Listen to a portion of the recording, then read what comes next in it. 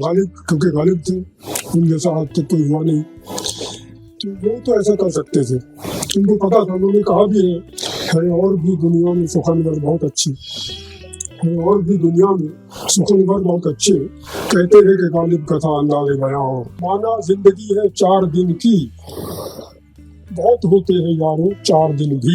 की के नीचे की अगर ले आते वो रदीफ बन जाता, की के नीचे भी लाए हैं वो काफिया बन गए। एक्चुअली गजल का मीनिंग जो है वो है किसी खूबसूरत औरत से बात करना या किसी खूबसूरत औरत के बारे में बात करना। अंदाज़े बयां ही करता है असर बात में पैदा, अंदाज़े बयां ही करता है असर बात में पैदा, वरना दुनिया में कोई बात नई बात नहीं है। जिस चीज पे मैं आज लिख रहा हूँ सैकड़ों हजारों लोग पहले लिख चुके हैं। तारुफ अगर कोई चाहे मेरा, तो इतना कह देना, तरसता जो रहा कश्ती को वो कम वक्त साहिल हो।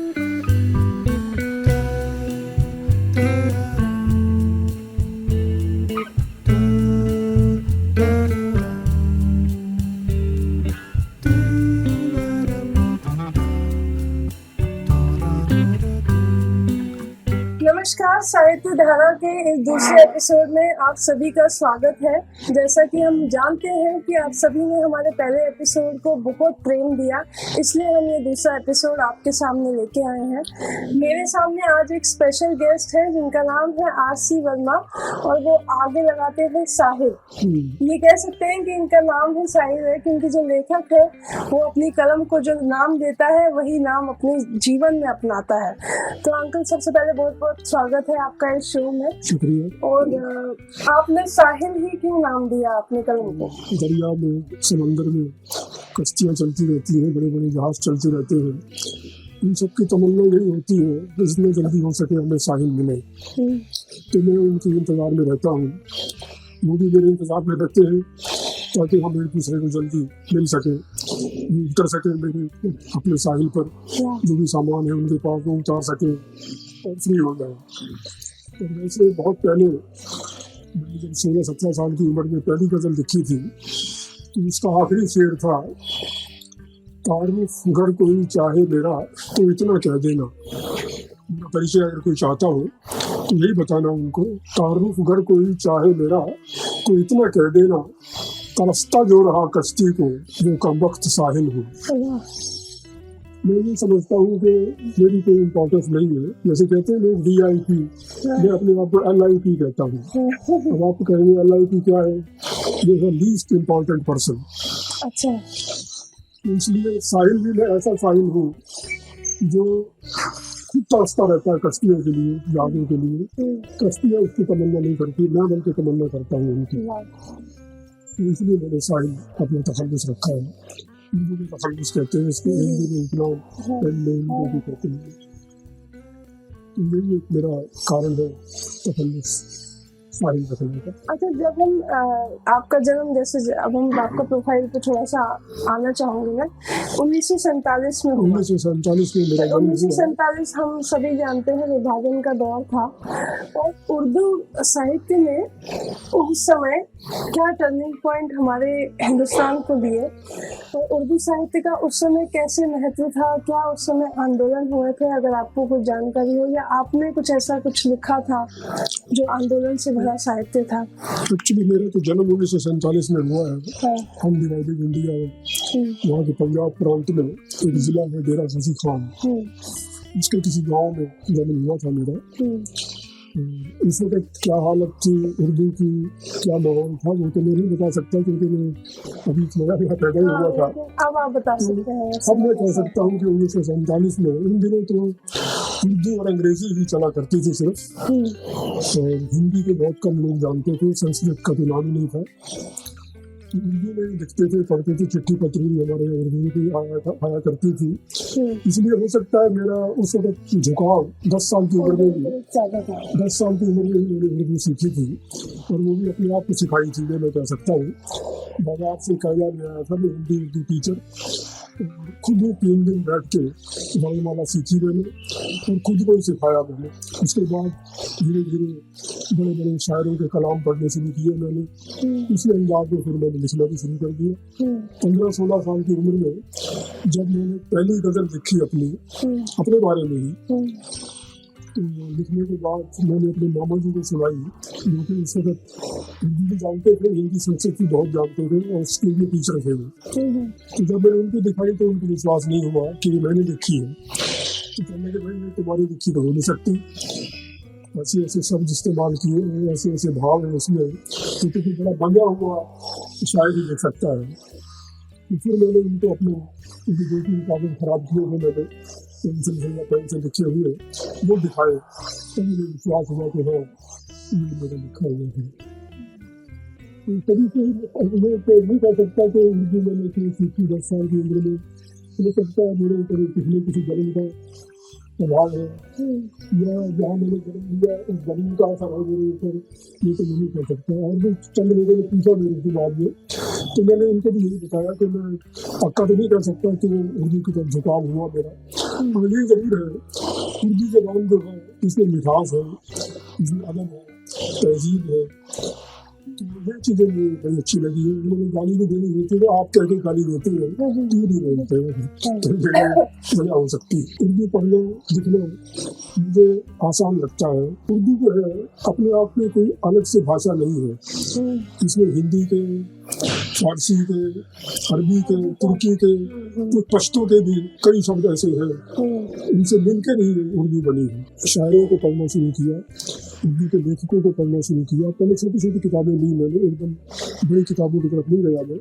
उर्दू में ज़रूर ये परंपरा आज भी है कि किसी गुरु के पास, उस्ताद के पास जाना पड़ता है सीखने के लिए। मैं कभी भी अपनी किसी किताब को लेकर बैठ जाता हूँ, और कोई कोई शेर ऐसे भी होते हैं जिनके बारे में सोचता अच्छा ये मैंने लिखा था क्या उन दिनों, बड़ी खुशी भी होती है। तो उर्दू साहित्य में ज़्यादातर किस लिपि का अधिकतर प्रयोग किया जाता है, और जैसे किसी को अगर उर्दू ना पढ़नी है तो उसके लिए उर्दू अपनाने में कितना समय लगता है? क्योंकि जैसे शब्द भी है, मिठास तो है, लेकिन कई भारी शब्द हो जाते हैं। तो जैसे जो उर्दू पढ़ना चाहते हो या बिल्कुल इसमें रुचि रखते हैं, वो कैसे कौन सी लिपि की तरफ ज़्यादा जा सकते हैं, और कितना बेहतर है उस लिपि को अपनाना? उर्दू जहाँ तक मैं समझता हूँ समझना कोई मुश्किल नहीं है, क्योंकि मैं खुद 3 दिन में सीखा था, और वो भी 10 साल की उम्र में।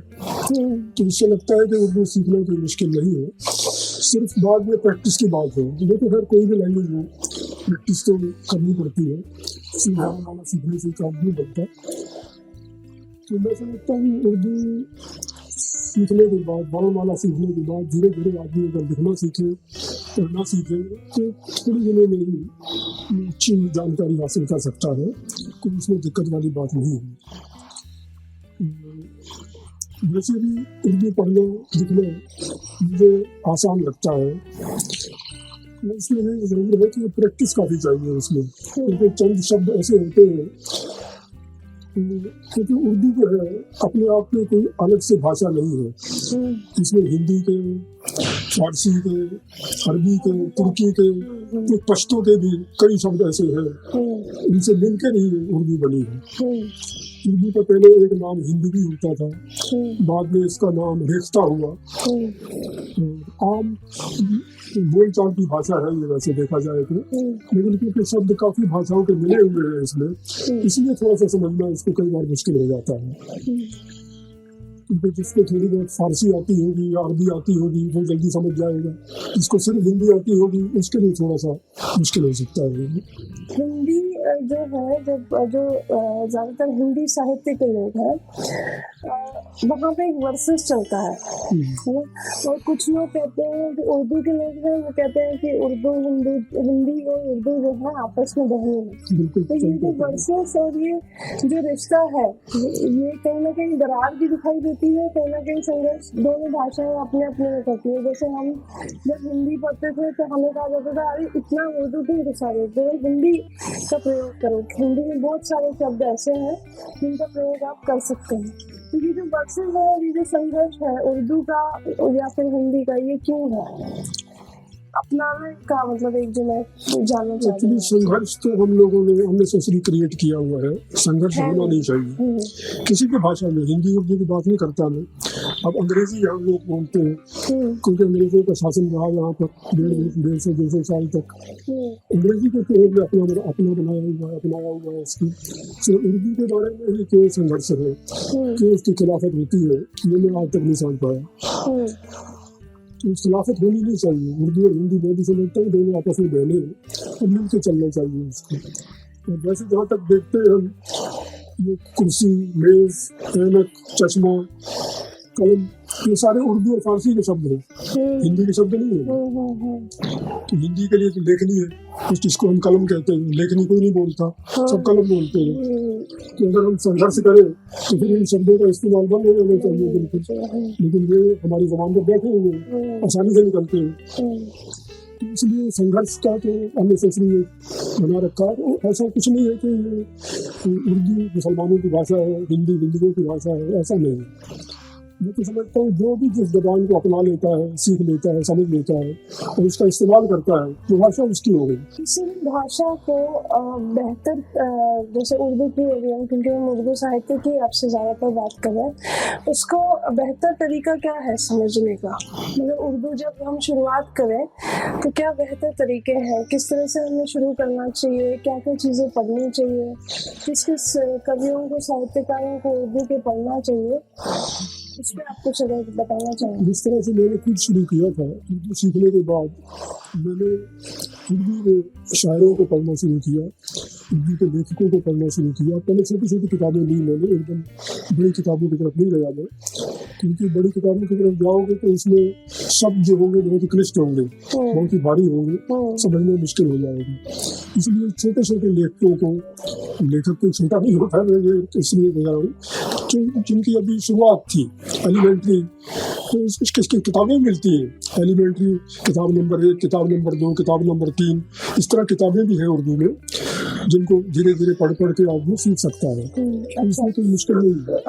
जब आप 3-4 किताबें ऐसी पढ़ लें एलिमेंट्री, उसके बाद आप स्विच ओवर कर सकते हैं बड़ी किताबों पर। तो मैं तो हालांकि उन किताबों की तरफ नहीं गया था, डायरेक्ट मैंने उर्दू के कलाम पढ़ने शुरू कर दिए थे, बड़े बड़े शायरों के, जैसे गालिब है, इकबाल है, फिराक है, इन लोगों को मैंने पढ़ना शुरू कर दिया था। और इसी अंदाज में मैंने कुछ लिखना भी शुरू किया। मैं कभी किसी उस्ताद के पास, कभी किसी गुरु जी के पास नहीं गया सीखने के लिए, जैसा कि परंपरा है हमारे यहाँ उर्दू के खास तौर पर। हिंदी वाले भी ऐसा नहीं करते, उर्दू में ज़रूर ये परंपरा आज भी है कि किसी गुरु के पास, उस्ताद के पास जाना पड़ता है सीखने के लिए। जब उस्ताद देख लेता है कि हाँ तुम अब मुशायरे में, कभी सम्मेलनों में जाने के लायक हो, मैं खुद शुरू में 2-3 बार तुम्हें लेके जाता है, इंट्रोड्यूस कराता है, तब तुम जाने के लायक बनते हो। उसके बाद तुम इंडिपेंडेंटली जाना शुरू कर देते हो। काफिया और रदीफ की डिमांड हो तो वो ज़रूर मैं करना पड़ जाता है मुझे, और फिर मैं समझा देता हूँ वहाँ पर पढ़ने से पहले कि इन शब्दों का मतलब ये है। एक शेर कम से कम हर गज़ल में ईश्वर की शान में, अल्लाह की शान में जरूर लिखना। सच बोलने का ये भी तो एक फ़ायदा हुआ, सच बोलने का ये भी तो एक फ़ायदा हुआ, रखना पड़ा न याद हमें किससे क्या कहा, ज़मीं की बात ही करना, गगन की बात मत करना। ज़मीं की बात ही करना, गगन की बात मत करना, कभी औकात से ज़्यादा वज़न की बात मत करना। आपने खुद सीखा है शुरू में, लेकिन बाद में कोई आपके जीवन में कोई ऐसा व्यक्ति जो आपको पॉलिश करता रहा?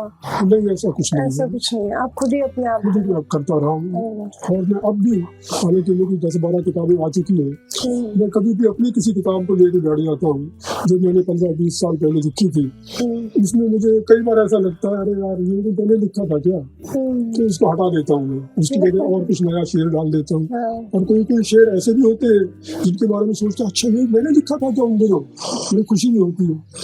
तो इस तरह से, और ये काम में कुछ शेर अगर आप सुनाना चाहें अपने? चंद शेर ऐसे हैं जो उन दिनों भी ठीक थे और उसमें कोई संशोधन नहीं करना पड़ा मुझे, और आज भी ठीक लगते हैं। जहाँ मैं सुनाता हूँ कोई वाह हासिल होती है मुझे। तो एक उनमें से ये है कि तूने अगर प्यास बुझाई है किसी भूखे की, किसी प्यासे की, तूने अगर प्यास बुझाई है किसी प्यासे की, एक दरिया तेरी किस्मत में लिख दिया इसने। और तूने अगर भूख मिटाई है किसी भूखे की, तू भी भूखा न रहेगा, ये है वादा उसका। एक शेर और भी इस तरह का है कि सच बोलने का ये भी तो एक फ़ायदा हुआ, सच बोलने का ये भी तो एक फ़ायदा हुआ, रखना पड़ा न याद हमें किससे क्या कहा। आमतौर पर आदमी झूठ बोलता है, तो किसी से कुछ कहता है, किसी से कुछ कहता है, फिर उसको याद भी नहीं रहता इसको क्या कहा था, उसको क्या कहा था। लेकिन सच तो सच है, जिसको भी आप बोलोगे वही बोलो, पहले याद ही रखना पड़ेगा किससे क्या कहा था। तो ये भी एक फायदा है सच बोलने में। तो इस तरह के शेर है मेरे। एक शेर बहुत ही मकबूल हुआ है, ज़मीं की बात ही करना, गगन की बात मत करना। ज़मीं की बात ही करना, गगन की बात मत करना, कभी औकात से ज्यादा वजन की बात मत करना। इसी का एक और शेर है कि नहीं जब नन्हे नन्हे बच्चों के तन पर कोई कपड़ा, नहीं जब नन्हे नन्हे बच्चों के तन पर कोई कपड़ा, मेरी मैयत पे तुम यारो कफन की बात मत करना। इस तरह के शेर हुए, खुद को भी अच्छे लगते हैं, सुनने वालों को भी अच्छे लगते हैं। और मैंने जब भी लिखना शुरू किया था, अपने आप से 3 बातें कही थी कि एक तो जानबूझकर मोटे मोटे शब्दों का इस्तेमाल नहीं करना, ये दिखाने के लिए कि मैं बहुत बड़ा विद्वान हूँ, बहुत नॉलेज है मेरी, ऐसा नहीं। ठीक है, नॉलेज अपनी जगह है, लेकिन जब हम सुनाने जाते हैं, जब हम मुशायरे में, कभी सम्मेलन में, मैं हर प्रकार के लोग बैठे होते हैं, कोई कम जानने वाला है, कोई ज़्यादा जानने वाला है, तो भाषा ऐसी इस्तेमाल की जाए तो सबको अच्छी लगे, सब समझ सके। दूसरी बात ये कही थी मैंने कि गज़ल बहुत लंबी नहीं लिखनी है, 7-8 शेर हो काफ़ी है, और इसमें कोई शेर ऐसा ना हो जो अनवांटेड हो, अननेसेसरी लिखा हुआ हो। संख्या पूरी करने के लिए शेर नहीं लिखने, क्वालिटी होनी चाहिए इसमें, कोई फिलॉसफी हो, कोई टॉपिक हो, उसके ऊपर लिखो तो ठीक है। एक शेर कम से कम हर गज़ल में ईश्वर की शान में, अल्लाह की शान में जरूर लिखना, और इस चीज़ को मैं आज तक मेंटेन कर रहा हूँ। काफिया और रदीफ की डिमांड हो तो वो ज़रूर मैं करना पड़ जाता है मुझे, और फिर मैं समझा देता हूँ वहाँ पर पढ़ने से पहले कि इन शब्दों का मतलब ये है। माना जिंदगी है 4 दिन की, बहुत होते हैं यारो 4 दिन भी। बगैर काफिये के गज़ल कभी नहीं होती। अगर किसी ने ऐसी गज़ल लिखी है जिसमें काफिया नहीं है तो वो खारिज हो जाएगी, उसे गज़ल माने ही नहीं जाएगी। बगैर रदीफ के गज़ल हो सकती है। माना जिंदगी है 4 दिन की, बहुत होते हैं यारो 4 दिन भी। की के नीचे की अगर ले आते वो रदीफ बन जाता, की के नीचे भी लाए हैं वो काफिया बन गए। एक्चुअली गज़ल का मीनिंग जो है वो है किसी खूबसूरत औरत से बात करना या किसी खूबसूरत औरत के बारे में बात करना। नज़्म जो है वो हिंदी कविता जैसी है, वो एक खास टॉपिक के ऊपर होती है। माँ के ऊपर लिखा, मान लो आपने पिता के ऊपर लिखा, तो वो नज़्म कहलाएगी। मैं इसी पे आने वाली थी कि काफिया रदीफ किस तरह से मिलाया जाता है, इसकी टेक्निक क्या है, क्योंकि बहुत सारे लोग गज़ल तो लिखना चाहते हैं लेकिन वो कैजुअल रूप में उसका एक रिदम तो बन जाता है, लेकिन फिर बाद में जब हम कंपोज करने के लिए या उसे संगीत देने के लिए देते हैं तो काफिया रदीफ मिलाने का एक तरीका हिंदी कविता में रदीफ तो फिर होता है, तुकांत शब्द को हम रदीफ कहते हैं।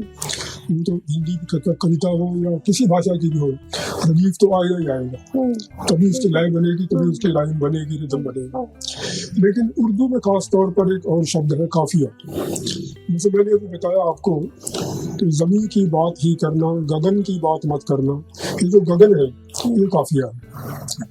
बात मत करना, ये बात मत करना, तीनों शब्द जो है ये रदीफ है।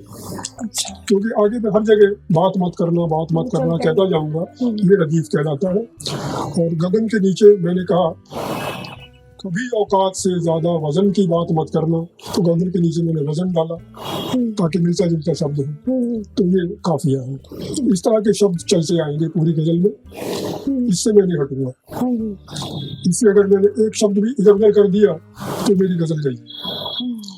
दूसरी बात यह है कि बगैर काफिये के गजल कभी नहीं होती। अगर किसी ने ऐसी गजल लिखी है जिसमें काफिया नहीं है तो वो खारिज हो जाएगी, उसे गजल माने ही नहीं जाएगी। बगैर रदीफ के गजल हो सकती है। फिराक साहब ने एक गजल लिखी है, ये माना जिंदगी है 4 दिन की, माना जिंदगी है 4 दिन की, बहुत होते हैं यारो 4 दिन भी। इस चीज़ को समझ नहीं पाया था शुरू में, बचपन में कई लोगों से पूछा मैंने, भाई इसमें काफिया तो मुझे मिल नहीं रहा। चलो ठीक है, नहीं है काफिया भी तो नहीं मिल रहा मुझे, इसमें काफिया कहाँ है? तो उन्होंने ये कहा, मुझे समझाया कि ये माना जिंदगी है 4 दिन की, बहुत होते हैं यारों 4 दिन भी, की के नीचे भी जो लाए हैं वो, की के नीचे की अगर ले आते वो रदीफ बन जाता, की के नीचे भी लाए हैं वो काफिया बन गए। इतना बड़ा शायर बगैर काफिया के गजल लिख नहीं सकता। सही बात है। तो ये की भी जो भी आगे जी लिखा होगा, उन्होंने कुछ भी लिखा होगा, इस तरह का एक शब्द लिखा होगा, वो काफिया चला है। जो उर्दू साहित्य में जैसे बशीर बद्र और निदा फासली जैसे जो शायरों को हम पढ़ते हैं, तो वो सामाजिक और पारिवारिक परिप्रेक्ष्य काफी ज्यादा उनके उसमें दिखता है। तो जब आप पढ़ते हैं उनको तो ऐसा लगता है आपके साथ भी ऐसा हो रहा है। दरअसल उस भाषा की खूबसूरती क्या है? दरअसल हुआ ये कि एक्चुअली गजल का मीनिंग जो है वो है किसी खूबसूरत औरत से बात करना या किसी खूबसूरत औरत के बारे में बात करना। तो शुरू में जितने भी शायर हुए हैं शुरू के, उन्होंने इसी पर ही महदूद रहे, वो इसी के ऊपर लिखते रहे हमेशा, या शराब के ऊपर या खूबसूरत औरत के ऊपर। मैं समझता हूँ गालिब और गालिब के बाद जो भी गजलें हुई है, जो भी कलाम हुए हैं, जो भी साहित्य हुआ है, वो मुझे ज़्यादा अच्छा लगता है पहले वालों से, क्योंकि पहले वालों का सिर्फ वही एक दायरा रहा, उसी के ऊपर लिखते रहे। ठीक है, एक से एक बढ़िया लिखा उन्होंने, लेकिन एक खास टॉपिक था उनका, बस उसी के ऊपर ही टिके रहे वो। बाकी जिंदगी के बारे में, जिंदगी के पहलुओं के बारे में उन्होंने छुआ तक नहीं। आज जितने भी शायर हैं, बशीर बद्र है, निदा फाजली है, और बड़े बड़े शुरा है, तो वो सभी पहलुओं पर, सभी चीज़ों पर, सभी टॉपिक्स पर, सभी सब्जेक्ट्स पर लिखते हैं। और मेरा अपना भी यही है लिखने का तरीका, हर चीज़ को मैं टच करता हूँ, चाहे मेरी गज़ल में एक शेर हो या 2 शेर हो, अलग अलग। और गज़ल तो अपने आप में एक किसी खास टॉपिक पर होती नहीं है। एक शेर आपने पढ़ा, वो एक खास टॉपिक को लेके था, दूसरे शेर का उस टॉपिक के साथ कोई मतलब नहीं है, वो अपना टॉपिक है उसका, अपनी फिलॉसफी है उसमें। इस तरह जितने भी चाहे आप 15 शेर लिखेंगे, हर एक की अपनी अपनी फिलॉसफी है, अपना अपना टॉपिक है।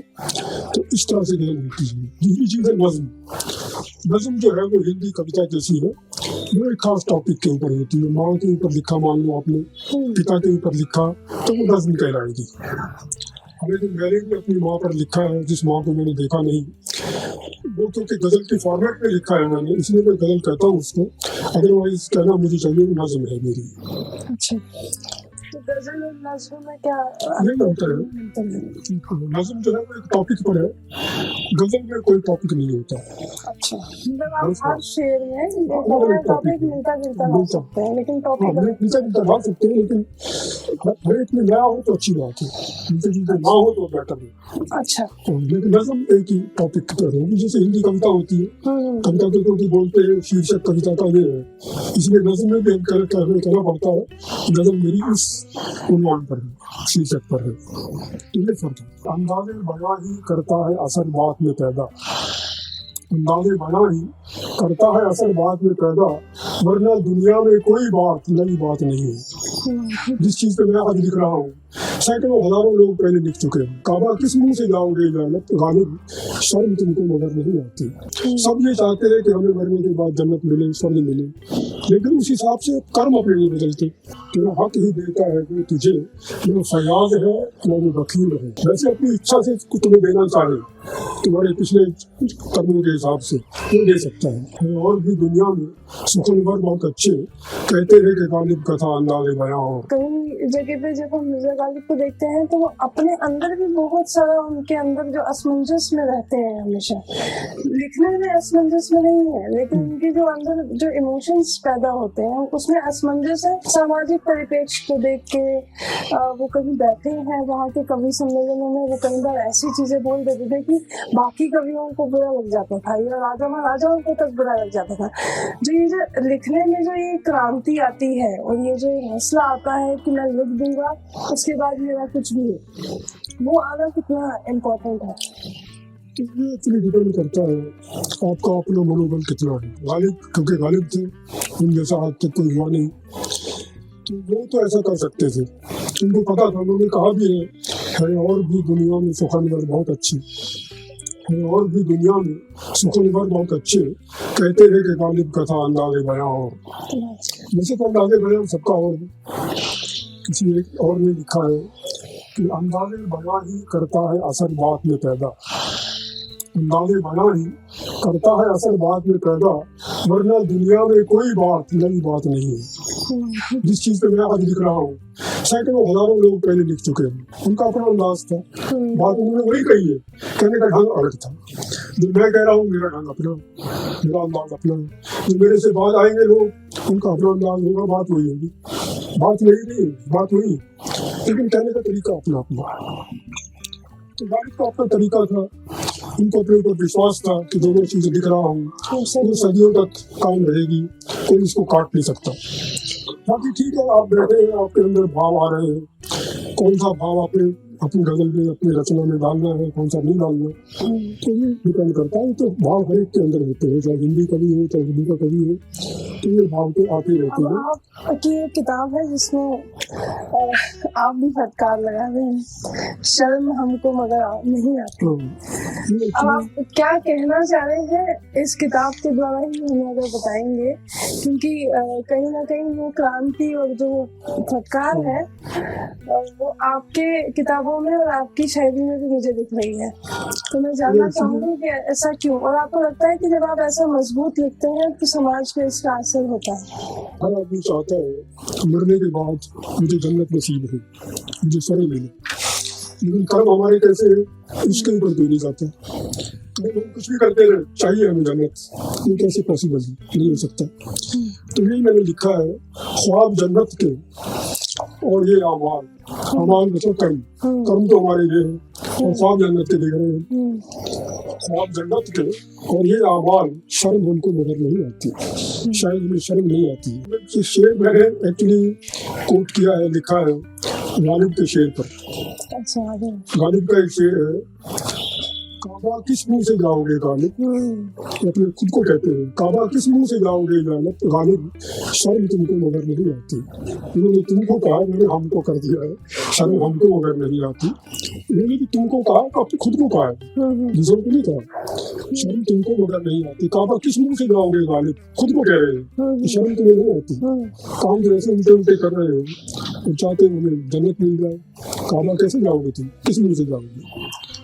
कर्म तो करो तो तुम्हें काबा की तरफ ले जाए, चाहे हिंदी वाला बंदा हो या उर्दू वाला हो या कैसा भी हो, मंदिर का पुजारी हो, मस्जिद का इमाम हो, सब ये चाहते हैं कि हमें मरने के बाद जन्नत मिले, स्वर्ग मिले, लेकिन उस हिसाब से कर्म अपने नहीं बदलते।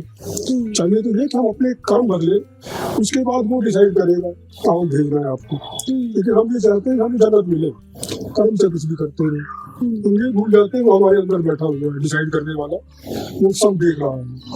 हम जब दूसरे लोगों को देखते बेवकूफ बना रहे, उसको क्यों बना सकते हैं? वो तो हमारे भाव समझ लेता है, अपने मुंह से कुछ कहे या ना कहे वो पकड़ लेता है हमें, इसी हिसाब से हमें आगे भेजता है। जगह निर्धारित कर रखी है हमारे लिए, सीधा उसे राह भेज देना। हमसे कितने कहते हैं हमें जन्नत दो, हमें जन्नत दो, कैसे दे दें? क्यों दे सकते हैं? क्योंकि उसका न्याय, उसका फैसला अटल है। यहाँ के न्यायालय में गली नहीं चल सकती है हमारी, लेकिन उसके न्यायालय में नहीं चलती। उसका अपना हिसाब है, उस हिसाब से किसी को माफ नहीं करता, किसी को एक्स्ट्रा नहीं देता, किसी को कम नहीं देता। एक जगह मैंने लिखा भी है, तेरा हक ही देता है वो तुझे, तेरा हक ही देता है वो तुझे, तूने जो कुछ किया है उसी के हिसाब से तेरा हक बनता है, वही तुझे मिलेगा। तेरा हक ही देता है वो तुझे, वो फयाज है वो वकील है। वकील कहते हैं कंजूस को और फयाज कहते हैं दरिया दिल को। वो दरिया दिल भी नहीं है इस मामले में, वैसे अपनी इच्छा से कुछ तुम्हें देना चाहे तुम्हारे पिछले कर्मों के हिसाब से वो दे सकता है, लेकिन आज के तुम्हारे कर्म देखकर जो हिसाब करेगा उस हिसाब से देगा, ना एक पाई कम देगा ना एक पाई ज्यादा देगा, ना दरिया देगा इस मामले में, भाई वो कंजूसी से देगा। जितना तुम्हारा बनता है, 10 रुपये बनते हैं 10 रुपये देगा, 11 नहीं देगा, ना ही 9 देगा। जिसका दिल नहीं न कहीं अंत है, उसको उसके सिवा जानता कौन है, मित्र भाई सुहृद और सखा कौन है। तो ये लाइन थी, उसको उसके सिवा जानता कौन है, ये मुझे सबसे ज्यादा अपील की और ये मैंने अपने शेर में रखी। ये विचार इसी उम्र में आते हैं या फिर पहले से ही आपके अंदर ये विचार? ये डिपेंड करता है कि आपकी नॉलेज कितनी है। हाँ। 10 साल की उम्र से ही मैंने अपने सिलेबस जो था मेरा किताबों का स्कूल का वो तो अलग, तभी से मैंने दूसरी किताबें पढ़ना शुरू कर दी थी। कम से कम 2,500 से 3,000 तक किताबें मैंने और पढ़ी हैं। तो वो जो सारा पढ़ा मैंने, सारी जानकारी पूरा भरी हुई है। तो जब मैं लिखने बैठूंगा तो भाव आते रहेंगे, पूरे भी भाव आएगा। मैं लिखना चाहता हूँ 1 लाइन, लेकिन भाव 4 आ जाएंगे इकट्ठे, इसमें से मैं छांटूंगा कौन सा भाव मेरे को देना है। ऐसे एक बार मेरे साथ हुआ, भगवान कृष्ण में लिख रहा था, इसमें लिखा था मैंने, जिसका आदि नहीं ना कहीं अंत है। उसके अगली लाइन में डालना चाहता था, जिसका आदि नहीं ना कहीं अंत है। बैठा मैं सोच रहा हूँ क्या लिखूं, कई भाव आए क्या नहीं, लिखना चाहता हूँ वो नहीं आया। तो मैंने खुद ही उससे फैसला की कि भैया कभी मुझसे तो बात नहीं बन। तो फिर मैंने लिखा, जिसका आदि नहीं ना कहीं अंत है, जिसका आदि नहीं ना कहीं अंत है, उसको उसके सिवा जानता कौन है, मित्र भाई सुहृद और सखा कौन है। तो ये लाइन थी, उसको उसके सिवा जानता कौन है, तो मुझे सबसे ज्यादा अपील की और ये मैंने अपने शेर में रखी। जब हम हिंदी साहित्य में ग्रेजुएशन करने जाते हैं उस समय हम लोग तुलसी, कबीर, सारे संत साहित्य अधिकतर पढ़ते हैं। तो ज्यादातर लोगों का मानना ये है कि जब हम हिंदी साहित्य ही हमें जो है सनातन धर्म से कहीं ना कहीं कनेक्ट करता है। अब आपने रामचरितमानस, भगवद गीता का जो ट्रांसलेशन है वो उर्दू में भी किया है और लिपि आपने जो चुनी है वो देवनागरी है। तो उसकी एक्सेप्टेंस कितनी आपको दिख रही है कि क्या आपको लगता है कि हिंदी साहित्य वाले उसका विरोध कर सकते हैं क्योंकि एक धार्मिक है, तो ये आपने उर्दू में, क्योंकि जो हिंदू मुस्लिम के झगड़े हैं ये साहित्य पे कितना इम्पैक्ट करते हैं? मैं पहले अर्ज कर चुका हूँ, ये जो झगड़े हैं सच में बनाएंगे इनका कोई मतलब नहीं है। रामचरितमानस को अगर हिंदी वाले नहीं पढ़ते तो उनकी अपनी कमी है, हिंदी वाले क्यों पढ़ेंगे। लेकिन मैंने लिखा उसको देवनागरी में ताकि हिंदी वाले पढ़ सके। इसमें से आप कुछ हमें सुनाना चाहें? मेरा अपना विचार था जहाँ तक मेरी जानकारी थी और बाकी लोगों की भी यही जानकारी है कि रामचरितमानस गोस्वामी तुलसीदास का अपनी मौलिक कृति है उनकी।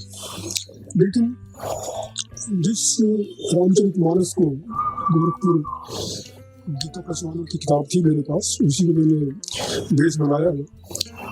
उस किताब के अंत में तुलसीदास जी की जीवनी दे रखी थी, 5-6 सफ़े थे उसमें, गद्य में थी। उस गद्य का मैंने पद्य किया है। उसको पढ़ते हुए मुझे एक मिला कि गोस्वामी तुलसीदास इतने बड़े संत थे, भगवान शंकर ने उन्हें दर्शन दिए और भगवान शंकर ने खुद रामचरितमानस संस्कृत में लिखी हुई थी।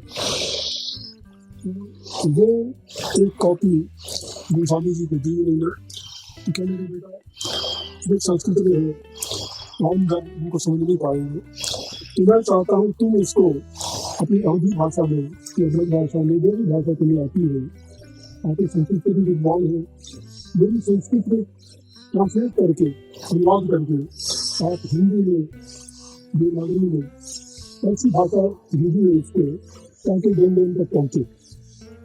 तो गोस्वामी जी ने उनकी रामचरितमानस को ही, संस्कृत वाले रामचरितमानस को हिंदी में अनुवाद किया है, इतनी अवधी भाषा में अनुवाद किया है और इतना सुंदर अनुवाद किया है। आज रामचरितमानस हर घर में है, हर आदमी पाल के पढ़ता है उसको। तो मैंने बचपन से पढ़ना शुरू कर दिया था इनसे। तो कभी तो मैं सोचता था कभी न कभी इसका मैं काव्यात्मक अनुवाद करूँगा, हालांकि अपने आप में काव्य है, विभाग काव्य है, और मैं काव्य का फिर काव्य अनुवाद करूँगा तो चलते साथी होगी मेरी तरफ से, लेकिन फिर भी मुझे लगा कि मुझे करना चाहिए। भगवद गीता का तो बहुत लोगों ने किया है, लोग मुसलमान कवियों ने किया है, और एक तो पाकिस्तान के, मुझे नाम ठीक से याद नहीं आ रहा, कोई काजी थे, उन्होंने तर्जुमा किया था और वो इतना मकबूल हुआ, इतना प्रसिद्ध हुआ वो, मेरे ख्याल में कम से कम 6-7 एडिशन उसके आए, तब की बात है। उसके बाद और भी कई मुस्लिम कवियों ने, शायरों ने इसका अनुवाद किया है, तो फिर बाद मैंने भी किया। लेकिन रामचरितमानस का जहाँ तक मेरी जानकारी है, आज तक शायद किसी ने नहीं किया भी हो तो मेरी जानकारी में नहीं, एटलीस्ट मुझे तो नहीं कहता कि मैंने ही किया है, हो सकता है किसी और ने भी किया हो। तो बचपन से मेरी तमन्ना थी कि मैं गीता का भी और रामचरितमानस का भी करूं। तो जैसा आप कह रही हैं, तो मैं तुलसीदास जी की जीवनी के थोड़ा सा पढ़ के बताता हूँ आपको। उनकी जीवनी जैसे लिखी थी, मैंने उसी का ही अनुवाद किया है। चित्रकूट जिले के अंदर राजपुर एक गांव है। आत्माराम दुबे के नाम से एक ब्राह्मण थे वहाँ, और उनकी पत्नी थी जो तुलसी उसका नाम था। 1533 श्रावण सप्तमी के दिन वहाँ 12 माह रह करके कोख में एक बेटा पैदा हुआ। राम निकला उसके मुंह से, रोया वो बिल्कुल नहीं, और माँ तुलसी ने रखा नाम उसका तुलसीदास। वर्ष 5 का लगता था वो, दांत 32 मुंह में थे। वर्ष 5 का लगता था वो, दांत 32 मुंह में थे। कुछ बुरा है होने वाला देख के बोले पिता, फिक्र माँ को भी हुई। तब 10वीं की ही रात को बेटा साथ में दे के भेजा दासी को ससुराल में, और अगले दिन ही माता हो गई जग से विदा। दासी ने ही की बच्चे की सारी परवरिश, बढ़ते बढ़ते फिर हुआ बच्चा 5.5 का। चुनिया भी रुखसत हुई, चुनिया दासी का नाम चुनिया था। चुनिया भी रुखसत हुई, तब करके बच्चे को यतीम, बच्चा अनाथ हो गया। वो चुनिया दासी जो थी उसने भी संसार छोड़ दिया। ठोकरे खाने लगा बच्चा बेचारा दर बदर। ऐसी हालत में जो देखा माँ भवानी ने उसे, ब्राह्मणी के भेष में आने लगी वो उसके पास।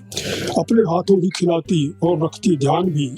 और फिर शिव के कर्म से, शिव की कृपा से, और फिर शिव के कर्म से थोड़े से अरसे के बाद नरहरि स्वामी ने ढूंढा उसको जाके एक दिन।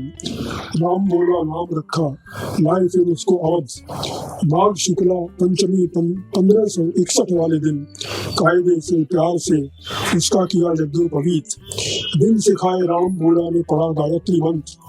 राम मंत्र की दीक्षा दी उसे करके सारे संस्कार, और अवध में रह के उसको वो पढ़ाने लग गए।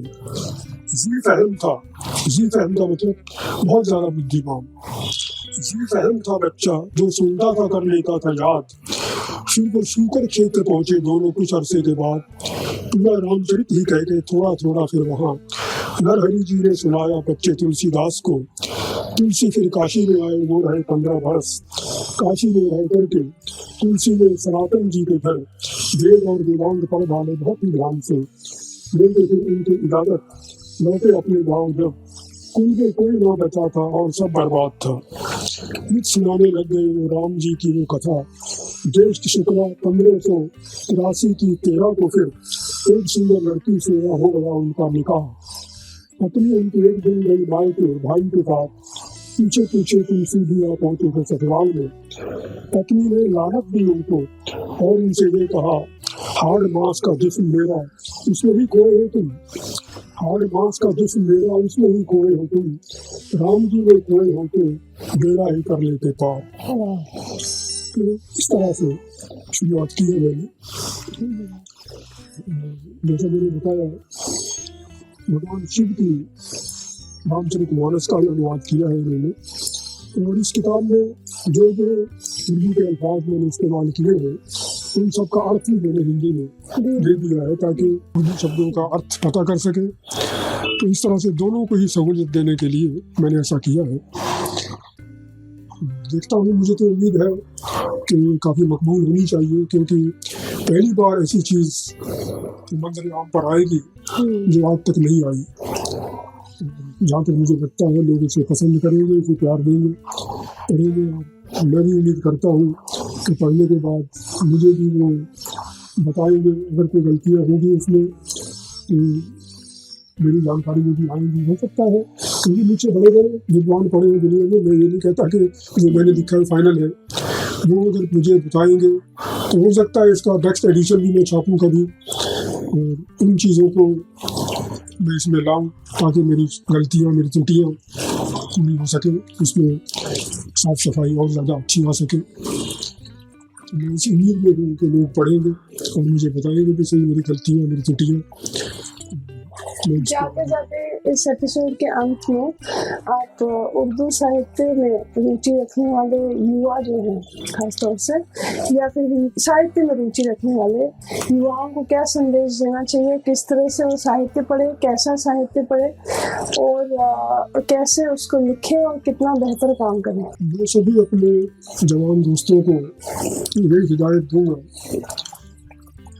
कि वो जो भी पढ़े अच्छा साहित्य पढ़े, उर्दू में हो या हिंदी में हो, जो शिक्षा देने वाला हो, जो नसीहत देने वाला हो। आम साहित्य जिसे हम सस्ता साहित्य कह देते हैं कई बार, वो साहित्य नहीं पढ़े तो अच्छा है, क्योंकि अगर उसको बार बार पढ़ेंगे तो उनके दिमाग में वही घूमता रहेगा। कल को जब लिखने बैठेंगे वही बातें उनके दिमाग में आएंगी और लिखेंगे भी शायद वैसा ही। तो क्यों ना शुरू से अपनी हैबिट बनाएं, अपनी आदत बनाएं कि अच्छा साहित्य पढ़ें, चाहे किसी भी भाषा में पढ़ें। मैं ये नहीं कहता हिंदी में पढ़े, उर्दू में पढ़े, जो भाषा उनको पसंद हो, अंग्रेज़ी हो, फारसी हो, अरबी हो, जो भी हो। तो शुरू से अगर उनकी आदत पड़ेगी अच्छा साहित्य पढ़ने की तो लिखना भी अच्छा ही शुरू करेंगे। मेरी सबसे बल्कि मैं शुभकामनाएँ दूँगा, अपनी दुआएँ भी दूँगा उनको कि जो भी लिखे अच्छा लिखे, ताकि उनका भी नाम हो, जो लिखे वो भी प्रसिद्ध हो, वो भी दुनिया पढ़े, उनको याद भी रखें, सदियों तक उनका ये लिटरेचर, उनका साहित्य दुनिया में आता रहे, किताबों में छप के हमेशा के लिए मकबूल हो जाए, कायम हो जाए, देश दुनिया में फैले, उनकी ख्याति भी हो और जो उन्होंने लिखा है उसको भी दुनिया पसंद करे। यही कहना चाहूँगा मैं अंत में। आप सभी के लिए भी मेरी दुआएं।